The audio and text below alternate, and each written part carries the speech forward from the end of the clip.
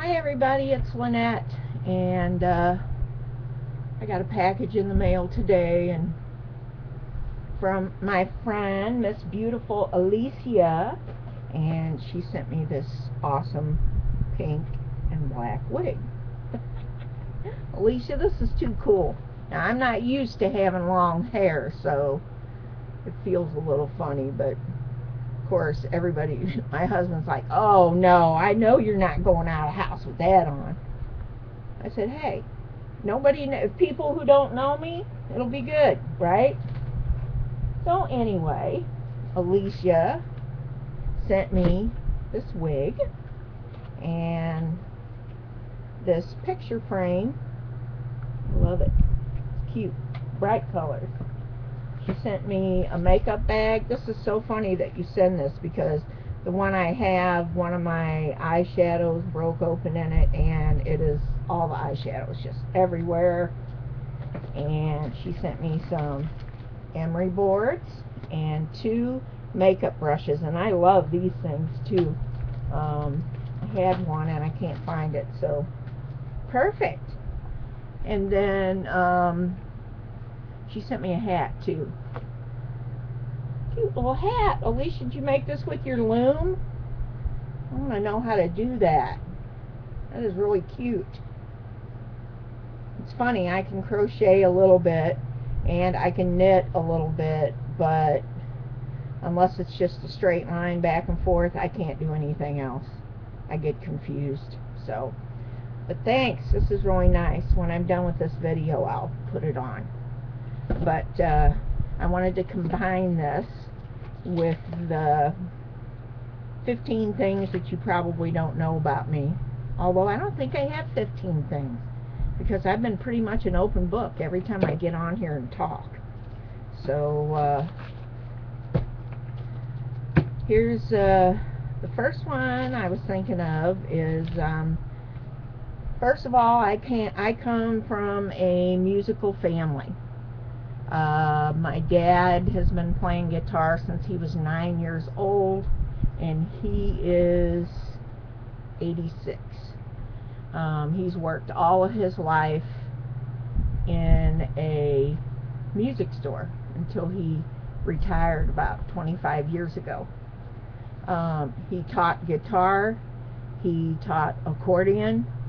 My dad's, he's kind of one of them people that can pick up an instrument and play it. He taught me how to play the piano. My 2 older brothers played the accordion when they started, and my younger brother played the guitar from the very beginning, you know, when he started. So everybody in the family plays an instrument except for my mother, and everybody in the family also sings except for my mom. My mom can't carry a tune in a bucket. My dad and my brother Daryl play they play music for the senior citizen centers on Thursdays all over around where they live. They play a different one every week, and they love it. I went to listen to them play, and them senior citizens, man, they're in their 90s. They're out there. They could dance circles around me. I was shocked. I'm like, man, these people are something. I was talking to this one lady, she's 90 years old, driving a motorcycle. I'm like, okay, but she said she'd been driving a motorcycle since she was in her 20s. And she's just a little bitty thing. I'm like, if that thing fell on you, it'd kill you. But anyway, yeah. So the next thing would be, I am one of 4 children. I am the youngest, and I'm the only girl, but I am not spoiled. You believe that, right? Yeah, my brothers, my youngest brother next to me was 9 years older than me. My next brother up, which is Daryl, that lives with my mom and dad, and he plays music with dad, he's 10 years older than me. And then Gary, the oldest, is 12 years older than me. So He graduated high school in '64, and I started first grade in '64. So I'm 54. Gary, the oldest, is 66. Daryl is 64. He's 10 years older than me. And Bruce would have been 63, but he passed away, oh man, I want to think it was 2004 or something like that. He had a brain tumor when he was 17.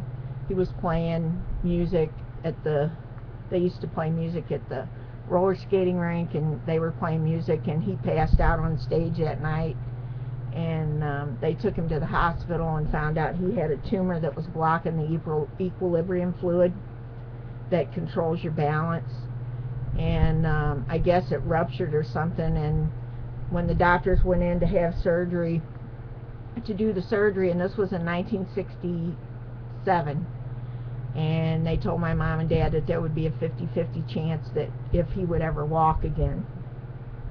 Now, they put a stent in that would regulate that fluid, you know, so that he could walk. And he did walk. He had to walk with a cane, but he was still real unsteady on his feet. And then my older brother back then, of course, was in the service in Germany, and when he came home, and he started selling drugs and all that stuff, and they all started, you know, smoking weed and every drug you could imagine. They were shooting up heroin, they were doing everything. And my brother Bruce, the youngest one next to me, was always one of those people that if you can drink have a drink with a couple shots of whiskey in it and get drunk, well, I want twice as much. And that was pretty much his demise. He always thought he had to be the life of the party and make people laugh, where all in all he was just hurting himself. Numerous times he fell and he would hit the back of his head. He busted that shunt and had to have surgery over and over and over again. So time went on, and eventually he was in a wheelchair at the end, and he was in a nursing home. And at that point, I mean, he didn't really do much exercise. He couldn't walk or anything. He was pretty much okay in his mind, but his speech was slurred. It was hard sometimes to understand him, but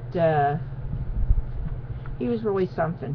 He had a smile that would just light up the room, and he would be in the nursing home, and my mom and dad would go visit him like 3 times through the week, and then on the weekends when I would be off work, I would go over to mom and dad's, and we would go get Bruce and bring him home and barbecue, because Bruce's big thing was barbecue and soda. Those are the 2 things he loved. But with him being in a wheelchair and stuff, eventually his organs kind of started shutting down on him, you know, and he got to where every time he'd eat, he would choke, and he was in the hospital, and I went to visit him on a Monday, and they told him that they were going to give him a feeding tube. And the first thing that came to his mind was, if he had a feeding tube, that he wasn't going to be able to eat barbecue or drink soda anymore. And you know, he loved that. Outside of being with the family, those are the things that he loved, to eat barbecue and drink soda. And that was on a Monday, and I had everybody in my family, we went to see him at the hospital. And I remember the doctor walking in, and I went over to him and I said, "Isn't there anything else?" And he looked at me and he said, "There's nothing else we can do." And Bruce was determined that he wasn't going to go through life without having to have barbecue and soda again. So they sent him back to the nursing home, and he wasn't even there a full day. They ended up having to take him back to the hospital, and he died that night. So it's like Monday, and on Friday he was gone. which is sad. I sure miss him. He was really something. So that was in 2004. He would have been, let me think. He would have been 53, I guess, because I would have been 40, or no, he'd have been 51. He was 9 years older than me. So yeah, anyway, so there you go. That's kind of my life with my brothers there. So I play the piano, they play everything else. They all played music in bands, they all sang in bands. I sang in choir. I am not getting up in front of people and singing in a band or by myself. Just don't do it. And of course that was back in high school, and I graduated in 76, and that's pretty much it. Because I don't sing too much now. A few songs, you know. I'm a weird person when it comes to driving in the car, because I don't turn the radio on. I guess when the kids were little, and it was a fight over who was going to listen to what, and they were always listening to whatever crap it was that they wanted to listen to that I didn't care for. So when I'm in the car and I'm by myself, I don't even turn my radio on. As a matter of fact, I have a rosary hanging on my mirror, and while I'm driving I take that down and I say the prayers on the rosary beads.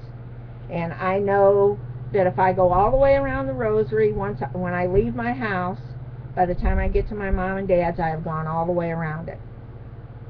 So I either do that, or the other thing I do is, most of the time I will talk on my phone in the car. I do not hold it up to my ear. I don't like it. I put my phone on speakerphone, and that's the way I talk. I don't hold it. But it seems like that's about the only time that I have, you know. So I try to do that, or I just sit and enjoy the peace and quiet. The other thing you probably don't know, I am ambidextrous. I don't know if you know what that is, and I can't show you what it is. I am right-handed, but since I'm ambidextrous, I can write my name with my right hand, normal, and my left hand, I can write my name backwards, but I can do them both at the same time. Some people can do it, I guess some people can't. I didn't think it was that big of a deal. If you see it when I do it, you can tell which one is the left hand, but it is something that I can do. Kind of strange. Get that off. Shut up. My husband just walked by and told me to take this off my head.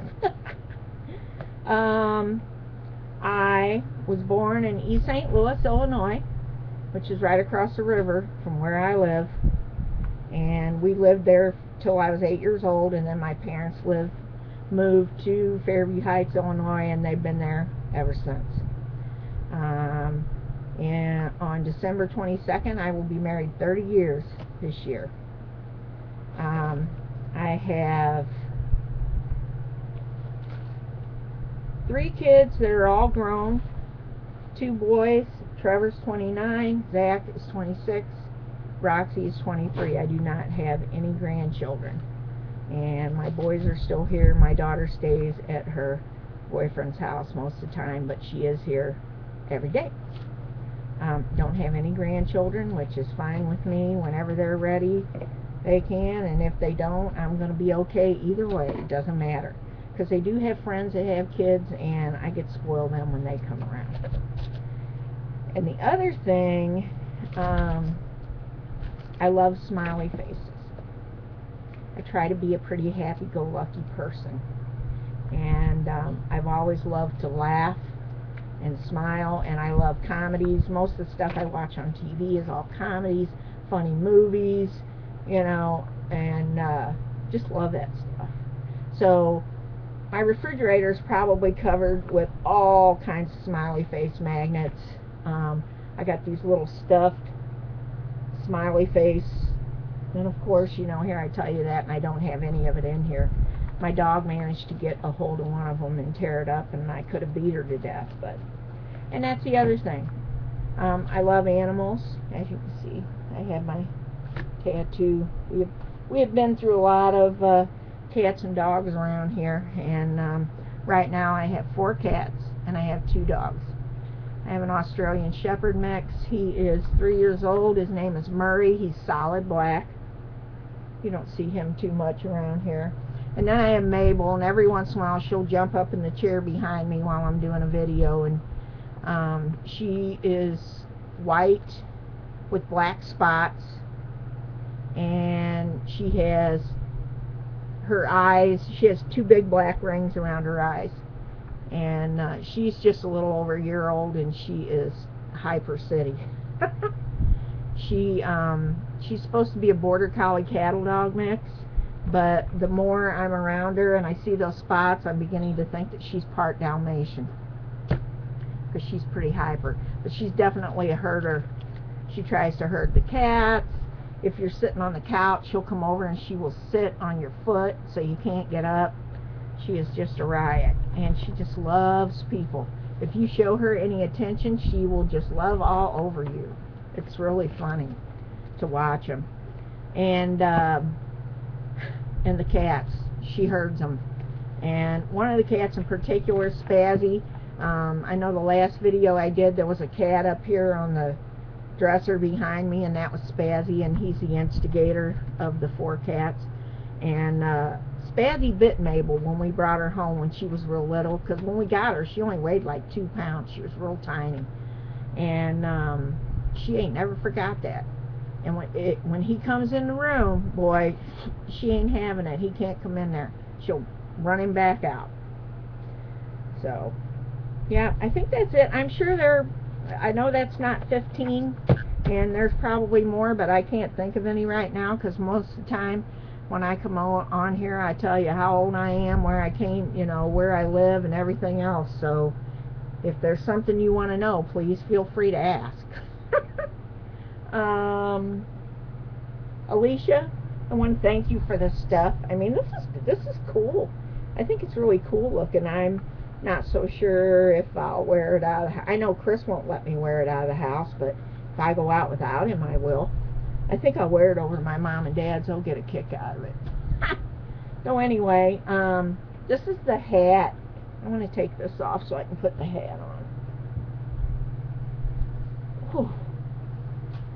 It's nice not to have it on. Isn't that cute? Oh, Alicia, that is cute. I like that. I want to know how you did that, though. I don't know. I don't know if I could figure these things out. That's cute. I really like that.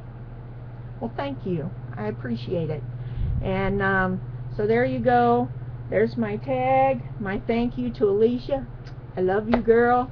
I love everybody on here. Jenny, I'm so glad that you got good news. I'm all excited about that. And, gee, can't think of anything else right now. Hope everybody's doing really well. And this is my, I had chemo 2 days ago, 2nd day of prednisone, and I'm doing really good. I don't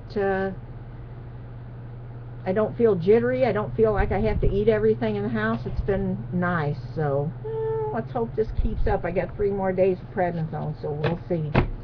And thank you, everybody. I love you guys, and have a great day. Bye.